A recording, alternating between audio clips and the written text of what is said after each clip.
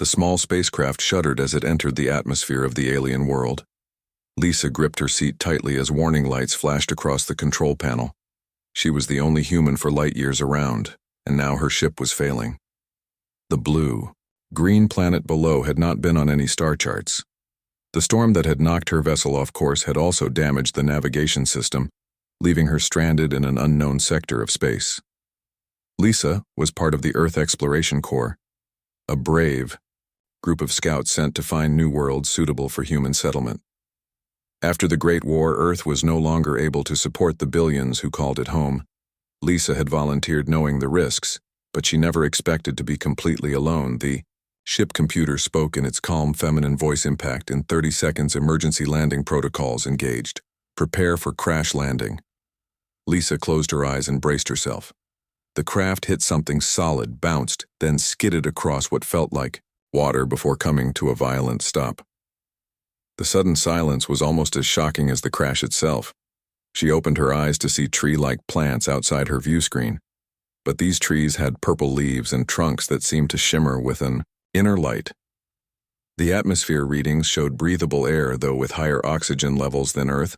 After running a quick medical scan on herself and finding only minor bruises, Lisa decided to venture outside. Her training had prepared her for first contact scenarios, but those protocols assumed she would have a team and a working ship. The air that greeted her was warm and sweet-smelling. The gravity was slightly less than Earth, making her movements feel bouncy and light. She checked her emergency beacon, but as expected, there was no response. Her distress signal would take years to reach the nearest human outpost. Something moved in the strange forest. Lisa's hand went to her sidearm, but she didn't draw it. First contact was supposed to be peaceful unless proven otherwise. A figure emerged from between the shimmering trees, tall and graceful, with skin the color of polished copper. Its body was humanoid but too perfect, like a sculpture brought to life. The being had no hair, but its head was adorned with small crystal-like growths that caught the light of the alien sun. Lisa froze, unsure whether to speak or retreat. The alien regarded her with large eyes that had no whites, just swirling pools of gold and green. "You are not of this world," the alien spoke, the words appearing directly in Lisa's mind, though the creature made no sound. "How are you doing that?" Lisa thought and saw the alien tilt its head. "Your mind speaks clearly," the response came. The alien approached, moving. "With liquid grace, I am Zanara of the Asharan people." Lisa swallowed hard and found her voice. "I am Lisa Chen of Earth. I came in peace. My ship was damaged." The alien Zanara looked past her at the crashed spacecraft. "What a primitive vessel," she thought. Communicated. "We have not seen your kind before." More figures emerged from the forest, all with the same copper skin and crystal-adorned heads. But with subtle differences in height and build, Lisa noticed they were all female, at least they appeared to be from her human perspective. Zanara made a gesture with her long, elegant fingers. "You will come with us. Your vessel cannot be repaired with the materials on this world." Lisa hesitated. "Can I gather my supplies first?" The alien nodded, a very human gesture that surprised Lisa. She quickly collected her emergency pack, medical kit, and personal items. When she returned, the aliens were waiting patiently. They led her through the forest, which grew stranger the deeper they went. Some plants seemed to respond to the aliens' presence, turning to follow their movement like sunflowers following the sun. Others emitted soft musical tones when brushed against. The journey took most of the day. The twin suns of this world were setting by the time they reached what Lisa assumed was the aliens' home. A vast structure rose from the forest floor like a giant crystal palace with spires that seemed to grow directly from the ground. The entire building glowed with an inner light that pulsed gently like a heartbeat. Lisa was led through corridors of the same crystalline material. The inside was cool despite the warm day outside. Other aliens stopped to stare at her, some projecting feelings of curiosity that Lisa could somehow sense. They arrived at a circular room where an older-looking alien waited. Her crystals were larger and glowed more intensely than the others. "This is the elder of our southern settlement," Zanara explained mentally. "The elder will determine what is to be done with you." Lisa squared her shoulders, trying to appear confident, though her heart raced with fear. These aliens could easily kill her, and no one would ever know what happened to her. The elder approached, and to Lisa's shock placed her hands directly on Lisa's face. The touch was cool and slightly electric. Lisa felt a presence in her mind stronger than before, sorting through her memories and thoughts. The elder stepped back after a moment. Her face showed no expression, but Lisa felt a wave of something like, "Surprise, you are a scout," she projected. The elder turned to the others. This human female was searching for new worlds for her kind to inhabit. Lisa nodded. "There are many of us, and our world is dying. We seek peaceful coexistence with other species." The elder seemed to consider this. "You are not the first to come here with such claims." This statement shocked Lisa. She had believed this planet was undiscovered. Who else has been here? The elder projected images into Lisa's mind of ships much more advanced than her own, and beings that looked nothing like humans or the Asharans. They had come with promises of trade and alliance, but had instead taken resources and left destruction behind. The Asharans had used their mental abilities to drive them away, but not before many had died. "We now live in hiding," the elder explained. "Our cities buried or disguised. Our technology suppressed to avoid detection." Lisa felt shame, though she had done nothing wrong. "I apologize for what others have done. I assure you humans are different." The elder made a sound like wind chimes that remains to be seen. She turned to Zanara. "You will be responsible for this human until the council meets to decide her fate." Zanara bowed slightly and gestured for Lisa to follow. They walked through more crystal corridors until they reached a small chamber with furnishings that appeared to be grown, rather than made. "You will stay here," Zanara projected. "Sleep if you need to. I will return with food left alone." Lisa sat on what seemed to be a bed, though it adjusted to her body in a way no earth furniture ever had. She wondered if she would ever see home again, or if she was destined to live out her days on this strange, beautiful world. Through a window-like opening, she could see the night sky of this planet, unfamiliar stars and 3 moons of different sizes and colors. It was breathtaking and terrifying at the same time. Lisa took out her personal recorder and began to speak. "This is Exploration Scout Lisa Chen, recording first contact with a species calling themselves the Asharans. They appear peaceful but cautious due to previous encounters with other alien species. They possess telepathic abilities and advanced crystal-based technology." She paused. "Their society appears to be entirely female.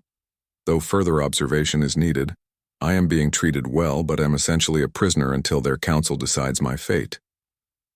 She turned off the recorder, knowing no one would ever hear it unless she found a way to repair her ship or the Escherons proved friendly enough to help her contact Earth. As she lay down on the strange bed, Lisa wondered what the next day would bring on this alien world. So far from home, sleep came eventually filled with dreams of crystal spires and copper-skinned aliens with eyes like swirling galaxies. Weeks passed and Lisa found herself adapting to life among the Escherons. Each morning, Zanara would take her to different parts of the Crystal City, introducing her to aspects of their society she had never imagined possible. Today they stood in what Lisa could only describe as a garden, though it was unlike any on Earth. The plants moved with purpose, some extending colorful appendages toward them, others retreating into the ground as they approached. "These are not just plants," Zanara explained. "They are partially sentient. We communicate with them and they with us." Lisa watched in amazement as Zanara placed her copper hand on a large purple leaf. The plant quivered, then produced a fruit that hadn't been there moments before Zanara plucked it and offered it to Lisa. "It knows what nutrients you need," she projected. "Try it." Lisa had grown to trust the aliens' food. She bit into the fruit and tasted something like honeyed peaches. "A perfect breakfast," she said, smiling. Zanara had been teaching her to project her thoughts, and though Lisa couldn't manage more than simple concepts, the alien seemed pleased with her progress. "Today you will meet our children," Zanara projected as they left the garden. "You have asked about them many times." Lisa nodded eagerly. In her time here, she had seen no young Escherons. The absence of children had been puzzling, especially in a society that seemed focused on growth and harmony. They walked to a section of the city Lisa hadn't visited before the crystal Buildings here were rounder, softer somehow, with more colors woven into their structures. Music drifted through the air. A haunting melody played on instruments. She couldn't identify. Zanara led her to a large circular building. Inside was an open space, where about 20 small echelons played. They looked like miniature versions of the adults, but their crystal growths were barely visible. Tiny bumps on their otherwise smooth heads. Their copper skin had a softer glow, and their movements were quick and playful. The children stopped their activities when Lisa entered. Some hid behind their caretakers while others approached curiously. Their mental projections were chaotic bursts of color and emotion rather than coherent thoughts. Zanara knelt to speak to the bravest child who had walked right up to Lisa. The little one reached out a small copper hand and touched Lisa's leg. Her eyes widened at the contact. "She has never felt skin like yours," Zanara explained. The child projected an image of Lisa's face with exaggerated features that made Lisa laugh. Soon the other children gathered around, fascinated by the human visitor.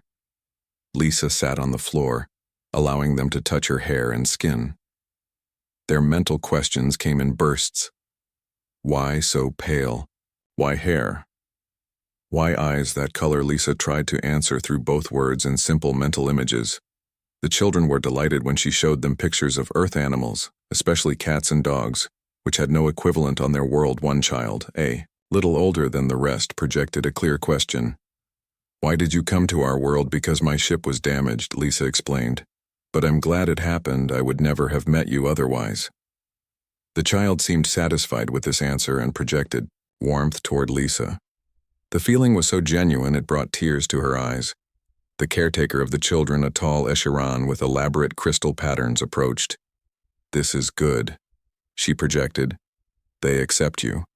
The children sense truth more easily than adults. Their minds are not clouded by experience or prejudice. Lisa spent the rest of the morning playing games with the children. Though the rules were foreign to her, she quickly learned to follow their mental instructions. One game involved creating patterns with colored light that the children could somehow produce from their hands. Lisa used colored stones as her playing pieces, which amused them greatly. When it was time to leave, the children projected disappointment. But the caretaker promised Lisa could return. Another barrier crossed, Zanara commented as they walked back toward her dwelling. "The council will be pleased." Lisa had learned that her integration into Escharon society was being closely monitored. Each new acceptance, each new understanding brought her closer to some decision, though what exactly that entailed remained unclear. That afternoon, Zanara took her to her laboratory. A series of crystal chambers housed plants, animals, and equipment Lisa didn't recognize. "This is my work," she explained. "I study life and how it can be improved." Lisa watched as Zanara demonstrated her research. The alien could somehow manipulate the genetic structure of plants with just her mind and touch, creating new varieties that could survive in different environments or produce specific nutrients. "Can all Escherons do this?" Lisa asked. Zanara projected what felt like modest denial. "I have a particular gift for it. Others have different talents. Some build, some heal, some teach." She gestured to a plant that grew before their eyes, changing from blue to purple. "What talents do you have, Lisa?" Lisa considered the question. "On Earth, I was considered intelligent." She said, "I learned quickly, adapted easily, but nothing special, like what you've shown me." Zanara tilted her head. "Your mind is different from ours, but not without power. We have sensed it. Your species has potential that you have not yet discovered." That evening, as they shared a meal in Zanara's dwelling, Lisa felt comfortable enough to ask the question that had been bothering her for weeks. "Where are the male Escherons? I have only seen females." Zanara set down her eating utensil. Her golden green eyes studied Lisa for a moment before she projected. "We do not have males and females as your species does. We are all one gender, though in your language female would be closest." Lisa tried to understand. "How do you reproduce then?" Zanara projected an image that made Lisa blush. It showed two Escherons joining, not physically but mentally, their consciousness merging in a beautiful swirl of light and color. From this union, a new consciousness formed, which was then somehow transferred to a physical form, grown in what looked like crystal chambers when two minds are compatible. Zanara explained they can create a new mind.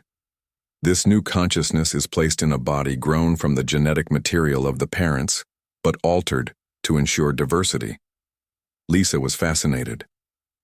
The idea of reproduction without physical contact was alien but beautiful in its way. "Do you have a partner?" she asked, then immediately regretted the personal question. Zanara showed no offense.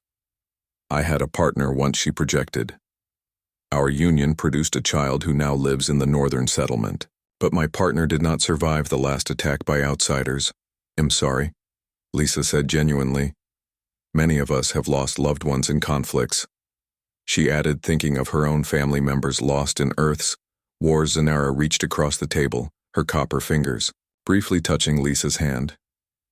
"Loss is universal," she projected. "Some bonds transcend species." That night, Lisa lay awake, thinking about everything she had learned. The Escherans were so different, yet in important ways so similar to humans. They loved, created, built, and sometimes destroyed. They had families, communities, and conflicts. They lived and died, but they had achieved something humans were still struggling toward: a true balance with their world.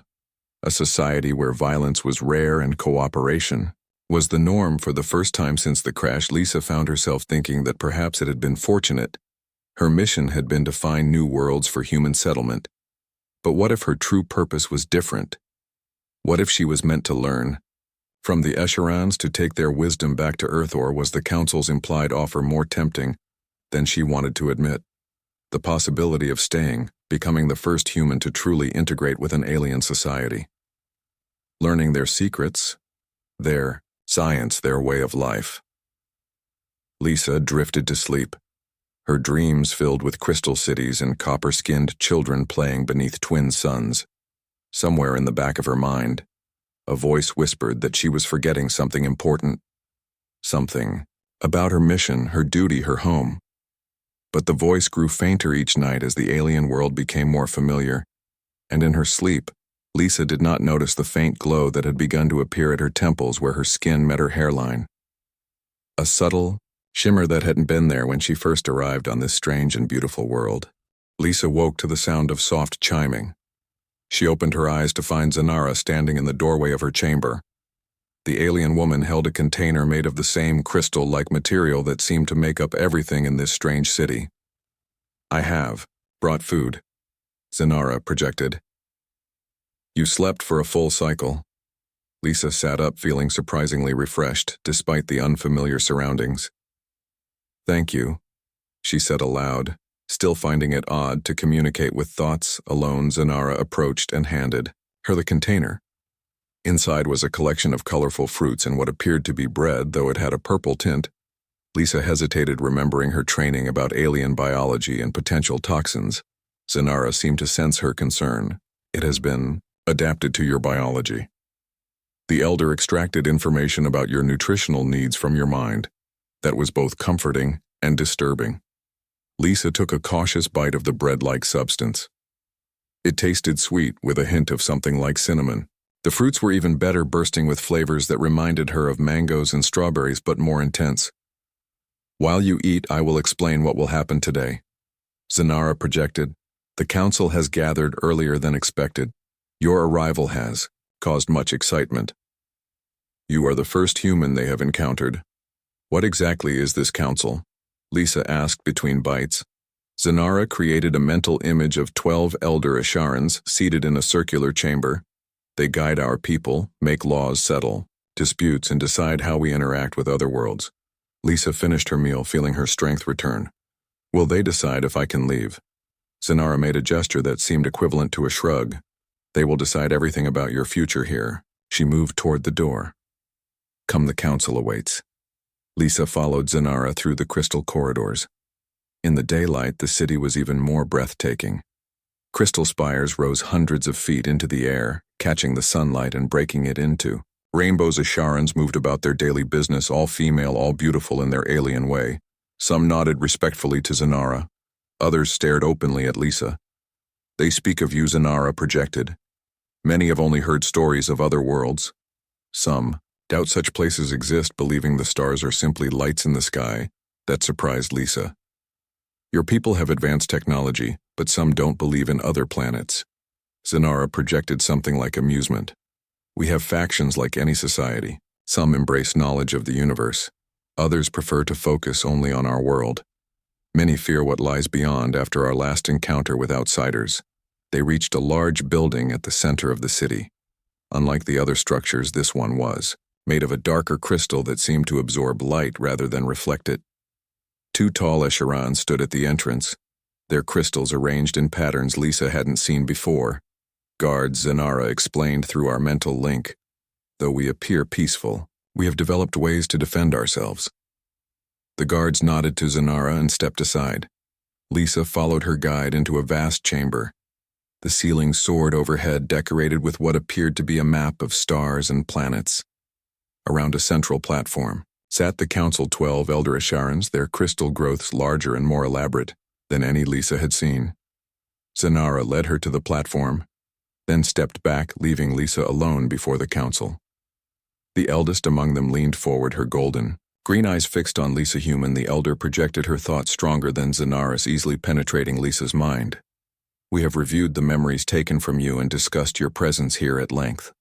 Lisa stood as tall as her 5'6" frame would allow. I come in peace, she said aloud. I mean no harm to your people. The elder made a dismissive gesture. We know your intentions. Your mind cannot lie to us, but intentions and consequences are different things. Your people seek new worlds because you damaged your own. This concerns us. Lisa felt a flash of defensiveness. Earth suffered from natural disasters and climate change that, the elder interrupted. Many species claim their world's fate was not their doing, yet the pattern repeats. Across the galaxy, civilizations rise, exploit their resources, and then seek new homes when nothing remains. She gestured to the council. Our world remains pristine because we live in balance with it. Another council member projected her thoughts. The human comes alone in a damaged vessel. She poses no immediate threat. A third added, but she is a scout. Others will follow. Her kind breed quickly and consume resources at an alarming rate.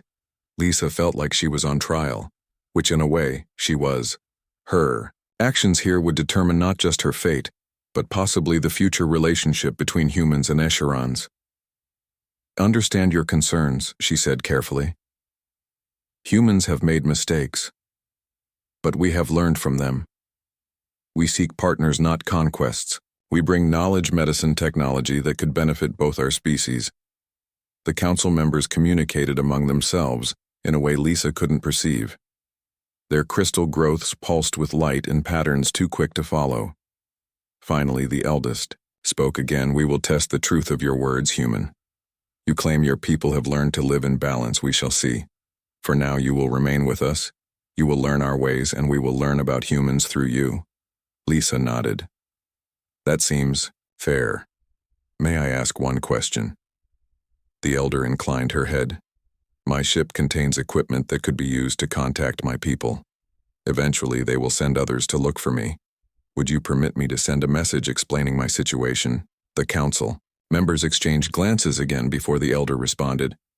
Your communication devices were damaged beyond repair in the crash. We have confirmed this. But this raises an important question. Would you return to your people if given the chance, or would you choose to remain and learn our ways? The question caught Lisa off guard.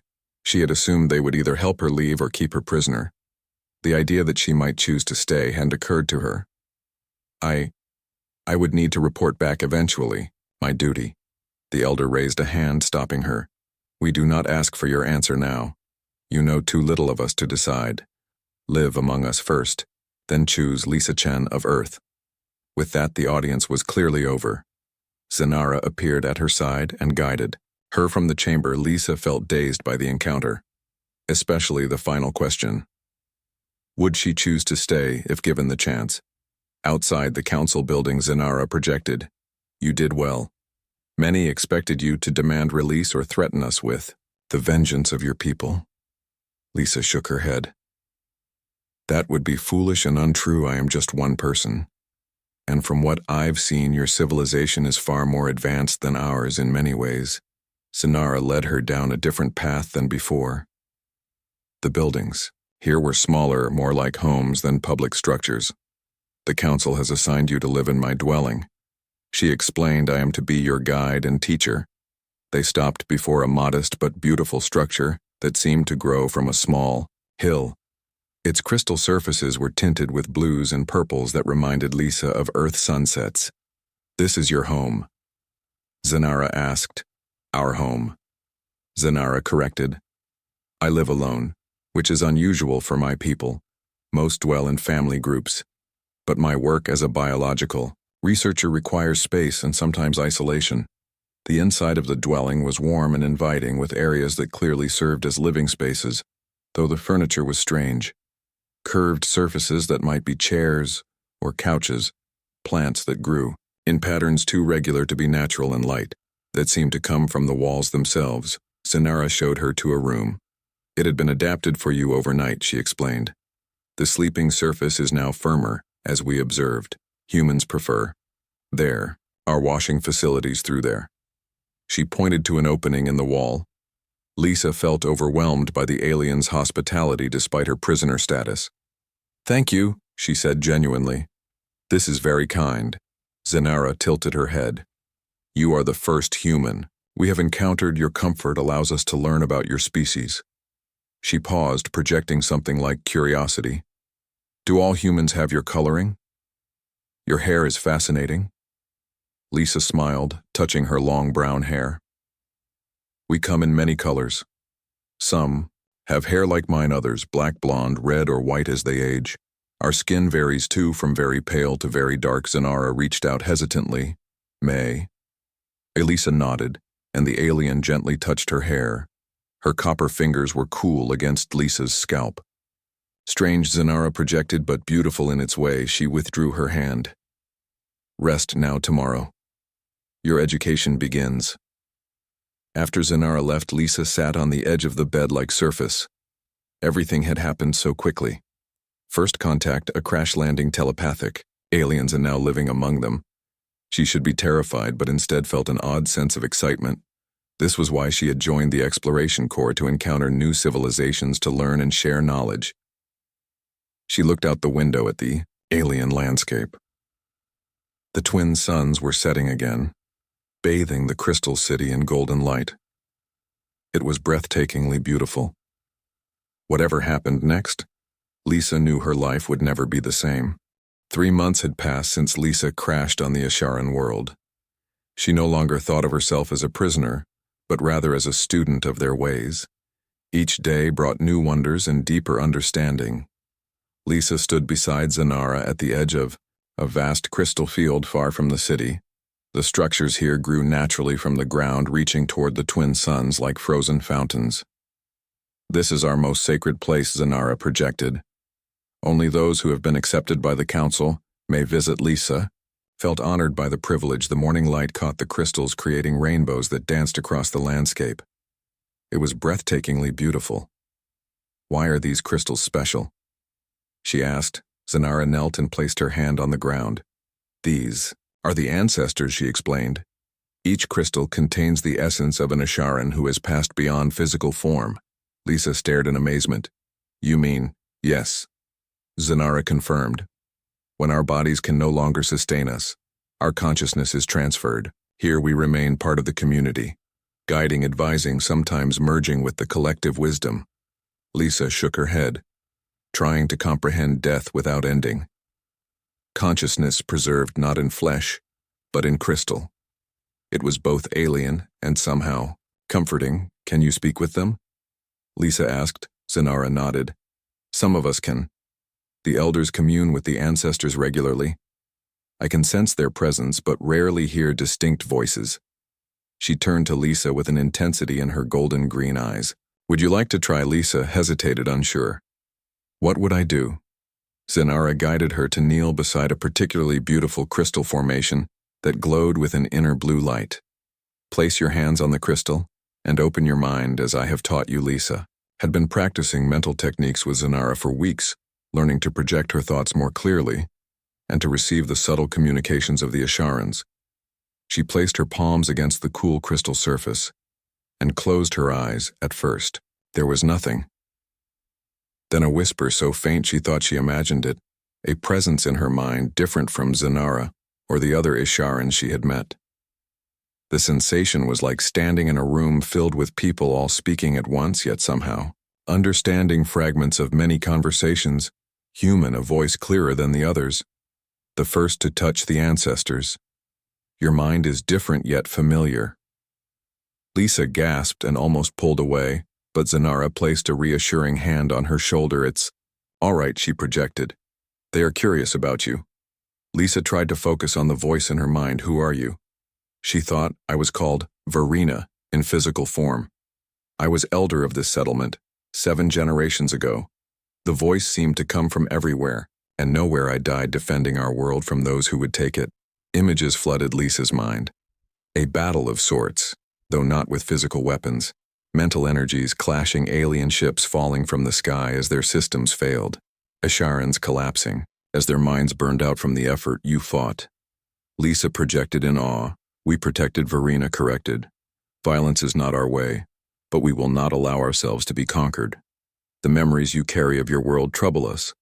Human history is filled with conquest. Lisa couldn't deny it. Humans had a long history of taking what they wanted by force. But we can change, she argued silently. Many of us want peace, want balance. We seek new worlds because we must not, because we wish to conquer. The crystal seemed to pulse beneath her fingers. Intention and action are different paths, Verena responded. You believe your words, but your species acts otherwise. How can I prove we can change? Lisa asked desperately. The answer came not from Verena, but from many. Voices together merged into one. Show us, the ancient voice said. Learn our ways completely. Become the bridge. Lisa felt the connection fading as her strength waned. Maintaining mental contact was exhausting for her human mind. Zanara helped her to her feet as she swayed slightly. What did they tell you? Zanara asked. Lisa tried to sort through the experience. They want me to be a bridge between our peoples, to prove humans can change. Zanara nodded. I suspected this would be their judgment. It is. Why the council has allowed you to learn so much of our ways. She gestured toward a small structure at the edge of the crystal field. Let us rest there. You need to recover, inside the simple building. Lisa drank from a container of sweet liquid that Zanara provided. Her head ached from the mental exertion, but her mind raced with implications. Did the Asharans truly believe she could change humanity's path? Or was this some test she was destined to fail? Zanara sat across from her. The ancestors rarely speak to outsiders, she projected. What you experienced was significant. Lisa nodded, trying to process everything. How am I supposed to be this bridge? The council still hasn't decided if I can even contact Earth. Zanara seemed to hesitate before responding. There is more you should know. The council has been observing changes in you. Physical changes. Lisa frowned. What do you mean? Zanara produced a reflective crystal and held it before Lisa. Look at your temples. Lisa gasped at her reflection. Small crystal-like growths, barely visible beneath her skin, had formed where her temples met her hairline. They caught the light with a faint shimmer. What is happening to me? She whispered. You are adapting. Zanara explained. It has happened before, with other species who stayed among us long enough, though never so quickly. The crystals are a physical manifestation of mental evolution. Your mind is changing. Lisa Chen becoming more like ours. Fear and wonder fought within her. Is it dangerous? Will I become like you completely? Zanara projected reassurance. You will remain human, but you are becoming something new as well. A hybrid of sorts. The first of your kind to evolve this way. Lisa touched the small growths. They didn't hurt. In fact, she hadn't noticed them at all. Is this why I can sometimes hear thoughts now? Even when you're not projecting directly to me? Zanara nodded. Your mental abilities are expanding. The crystals help focus these new talents as they grow. Your powers will increase. Lisa tried to absorb this information. She was changing, becoming something neither fully human nor Escharon. Is this what the ancestors meant by becoming a bridge? Not just culturally, but physically. The journey back to the city was quiet. Lisa lost in thought about her transformation. Zanara respectful of her need to process. When they arrived at their dwelling, a messenger was waiting. The council requires your presence. Zanara projected. The message is for both of you. They followed the messenger to the council chamber. The 12 elders were already seated when they arrived. Lisa noted that they seemed more formal than usual, their postures rigid, their crystal growths glowing intensely. Human, the chief elder projected. We have received a communication that concerns you. Lisa's heart raced. What kind of communication? A signal has been detected entering our atmosphere. The elder created a mental image of a spacecraft larger than Lisa's scout vessel. It bears markings similar to your own craft. It appears. Humans have found us. Lisa felt a rush of conflicting emotions. Relief that Earth had somehow tracked her excitement at the prospect of seeing her own kind again, and strangely apprehension. What would other humans think of the Esharans? Would they understand as she had come to? Or would they see only a world to be claimed? The council has decided, the elder continued. You claimed humans have changed, that they seek peaceful coexistence. Now we shall see if these humans come in peace. You will serve as intermediary between our peoples. If they come with other intentions, the threat was left unspoken, but Lisa understood. We need to contact them, she said urgently. I can explain. I can make them understand. Zanara stepped forward. I will accompany Lisa to meet these humans, she projected. If she is to be the bridge, she will need support. The elder considered this very well, but others will watch from a distance. If these humans show any sign of aggression, they will not reach our city. Lisa and Zanara were escorted to a small vessel unlike anything Lisa had seen before. It hovered above the ground without visible propulsion. A transport, Zanara explained. We rarely use technology, but we have not abandoned it. As they traveled toward the coordinates where the human ship would land, Lisa tried to prepare herself. What would she say? How could she explain everything she had learned, everything she had become? She touched the small crystals at her temples, wondering if the other humans would even recognize her as one of their own. The human ship appeared on the horizon, a standard Earth Exploration Corps vessel, larger than her scout ship designed for extended missions. There would be at least 5 crew members, standard protocol for first contact situations. Zanara sensed her anxiety. Your people will still know you, she projected. The changes are subtle, visible only to those who understand them. The ship landed in a clearing about a mile from where Lisa's craft had crashed. Lisa and Zanara watched from the cover of the strange purple trees as the hatch opened and 3 figures emerged. Wearing the familiar blue uniforms of the Corps, Lisa stepped forward before Zanara could stop her, calling out to the humans. She recognized the captain. Immediately, Kate Miller, her former commander and friend Kate, spotted her and froze. Lisa. The captain's voice was filled with disbelief. We thought you were dead. The scanner picked up your crash site, but no life signs. Lisa approached slowly, aware that the other crew members had drawn their weapons. Kate, it's me, I'm alive. And I've found something amazing. Kate stared at her with a mixture of relief and suspicion, her eyes darting to Zanara, who remained partially hidden among the trees. Lisa, what happened to you, and who is that? Lisa stood in the space between 2 worlds, one human, the other. Escharon. She belonged to both now, and neither completely. Kate. This is Zanara, Lisa said, gesturing for her alien friend to step forward. She's an Escharon. This is their world, and they've been taking care of me since the crash. Kate Miller kept her hand near her weapon, her eyes narrowing as Zanara emerged fully from the trees. The captain's face showed the shock Lisa had expected at seeing the copper-skinned alien with her crystal-adorned head and inhuman grace. Is it safe? Lisa, Kate asked, her voice tense. Lisa nodded and smiled. It's more than safe, Kate. They've shown me things beyond anything we could imagine. Their civilization, their technology, their way of life. It's incredible. The other two crew members had moved to flank Kate 1. Lisa recognized as Megan Ortiz, the ship's medical officer. The other was a security officer Lisa didn't know. Their postures were defensive weapons, not quite aimed at Zanara.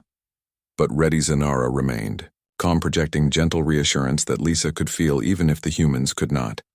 She stepped closer and addressed Kate directly. "Greetings, humans of Earth." She projected. Kate flinched visibly. What was that? Did anyone else hear that voice? It wasn't. Out loud, Lisa explained. They're telepathic. They communicate mind to mind. I can hear them clearly now, and sometimes they can hear me. Megan Ortiz stepped forward, her medical scanner already in hand. Lisa, your medical readings are off the charts, she said with professional concern. Your brain activity is showing patterns I've never seen before, and there's something happening at your temples. Lisa touched the small crystal growths self-consciously. It's a kind of adaptation, she explained. An evolution. I've been living among them, learning their ways. The security officer raised his weapon slightly. She's been compromised, Captain. We need to get her back to the ship for evaluation. No, Lisa said firmly, stepping between the officer and Zanara. I'm not compromised. I'm enhanced. I've learned things about the universe, about consciousness that we never imagined. Her voice grew passionate. The Escherans have found a way to live in perfect harmony with their world. They can preserve consciousness after death, communicate. Across vast distances, heal with a thought. Captain Kate said, addressing Lisa formally. We came to rescue you. Our mission is to bring you home. The Earth Exploration Corps has been searching for you for months. Your family thinks you're dead. Lisa felt a pang of guilt at the mention of her family. She had thought of them less and less as the weeks passed, absorbed in her new life. Her mother, her brother, they must have mourned her. Kate seemed to sense her hesitation. This isn't a first contact mission. Lisa, we're just here for you. Once you're safely aboard, we can send a proper diplomatic team. Zanara projected to Lisa alone. They fear what they do not understand. This is the critical moment the ancestors spoke of. Lisa took a deep breath. I will return to Earth, she said finally, but not alone. I'm asking permission to bring Zanara as an ambassador from her people. And I need to explain everything before we leave. To all of you. Kate looked uncertain, but nodded. Very well. We have supplies in the ship. We can talk there. She gestured toward the vessel. Zanara projected caution to Lisa. They wish to separate us from my people, to gain advantage. Lisa shook her head. No, she told Kate. We talk here where Zanara feels safe. These people saved my life. They could have let me die in the crash or killed me after. They didn't. They helped me. They taught me. Kate seemed to realize she had little choice. She signaled for her crew to stand down. All right, Lisa. We can talk here. They sat in a small circle on the strange purple grass. Zanara, graceful despite her unusual proportions, the humans stiff and alert. Lisa explained everything. The crash, her initial fear, the discovery of the Escheron civilization, their advanced mental abilities, their harmony with their world as she spoke. She could see the amazement and disbelief on her former crewmates' faces. She described the crystal city, the partially sentient plants, the children with their playful mental projections, and finally the ancestor crystals, and her own transformation. Megan interrupted. Wait, you're saying these crystals growing from your head are some kind of biological telepathy enhancers? Lisa nodded. It's more complex than that, but essentially, yes, they focus mental energy, allow for clearer communication. My brain is changing, developing new pathways. That sounds like an infection, Megan said, her medical training asserting itself. We need to get you to the ship, run proper tests. This could be dangerous. It's not dangerous. Lisa insisted. Ivy never felt more alive, more connected. And I'm still me. Just more than I was before. Kate had been quiet, listening intently. Why are you telling us all this, Lisa? She finally asked. Why not just come back to Earth and let the diplomatic corps handle first contact properly? Lisa exchanged a glance with Zanara, who nodded encouragingly. Because humanity needs to understand what we're being offered here, she said. This isn't just about finding a new planet to colonize. It's about finding a new way to save. The Escherans are willing to share their knowledge, but only if we prove we can use it wisely. Kate frowned. How exactly would we prove that? By starting small. Lisa said, 1 ambassador. She gestured to Zanara, and 1 bridge. She touched her own chest. We return to Earth together, show what is possible, share knowledge, exchange ideas. But with strict protocols, humanity needs to earn trust. The security officer scoffed. Earn trust. These aliens should be grateful we're even considering peaceful contact. Most species would just take what they want. Lisa felt Zanara's mental flinch at the officer's words. This exactly what they fear, she projected to her friend. And this is why the ancestors were concerned. Zanara replied, They have seen this pattern before. Lisa stood up suddenly, addressing all of them. Listen to yourselves, she said. This attitude, this arrogance is exactly why advanced species are right to be cautious with us. The Escherans could destroy our ship with a thought if they wanted to. Their mental powers can disable technology, disrupt electrical systems. They defended their world against species far more advanced than humans. She paused, letting that sink in. They don't want conflict. She continued. They want exchange, mutual benefit. If we approach them with respect, with humility, we stand to gain more than just a planet. We gain wisdom that could transform our entire civilization. Kate stood as well, her expression thoughtful. I've known you for years. Lisa, she said, you've always been rational, level-headed, dedicated to the core mission. If you're saying these aliens have something valuable to teach us, I'm inclined to believe you. Megan and the security officer exchanged glances but said nothing. So what exactly are you proposing? Kate asked. Diplomatic mission. Lisa replied, Zanara returns with me to Earth as the first Escheran ambassador. I act as interpreter and cultural guide. A small team of humans returns here to learn more, but under strict supervision. No weapons. No attempts to map resources or assess military capability. Just learning, and if Earth refuses these terms, Zanara projected loud enough for all to hear. Though only Lisa understood. Fully. Lisa translated for the others. If Earth refuses, then contact ends. The Escherans will defend their world. They have done it before. Kate considered this. You realize this is far beyond my authority as a rescue mission captain. I can take you both back, but the final decisions will be made by Earth. Central Command. Lisa nodded. I understand, but you can tell them what you've seen here. Today is just the beginning. The discussion continued for hours. Kate asking practical questions about Escheran society, Megan curious about their biology. The security officer remained suspicious, but even he seemed intrigued by the possibilities as the twin suns began to set. Kate made her decision. We leave tomorrow, she announced. Lisa and Zanara will return with us to Earth as guests of the Exploration Corps. I will recommend a formal diplomatic mission under the terms Lisa has suggested. Zanara bowed slightly, her crystal growths catching the light of the setting suns. I must inform my council. She projected, I will return at first light. After Zanara had departed in the Escheran vehicle, Kate pulled Lisa aside. You look different, she said quietly. Not just the crystals. There's something in your eyes. Something changed. Lisa smiled. Everything has changed. Kate, I'm still human, but I've seen beyond what humans know. I've felt connections to minds. Across time and space, I've touched consciousness preserved in crystal. Kate studied her friend carefully. Are you sure about this? About bringing their ways to Earth? Not everyone will welcome it. You know how people fear difference. Lisa touched the small crystals at her temples. They were warm beneath her fingers, a constant reminder of her transformation. Some will fear it. She agreed, but others will embrace it, just as I have. And in time, they will understand what I now know. What is that, Kate? Asked. That we are not alone in the universe, Lisa said. And that is the greatest gift of all. Not just the knowledge that other intelligent life exists, but that we can learn from it, grow beyond our limitations. Our future lies not in conquering the stars, but in joining with them.